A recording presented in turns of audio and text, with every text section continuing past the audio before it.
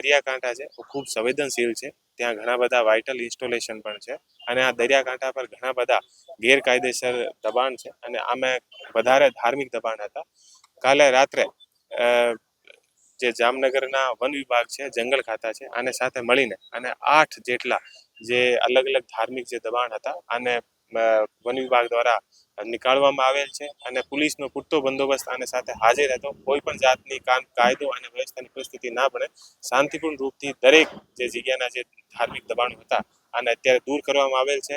એ જે ધાર્મિક દબાણો હતા એ લેન્ડિંગ અને ફિશિંગ પોઈન્ટ પર હતા, જે આપણા દેશની સુરક્ષા માટે પણ ઘણા બધા ઇમ્પોર્ટન્ટ હતા અને ભૂતકાળમાં પણ ઘણી ટાઈમ જે ગેરકાયદેસર કામ કરીને અને લોકો ત્યાં આશ્રય લેતા હતા એ ધાર્મિક દબાણો અત્યારે દૂર કરવામાં આવે છે.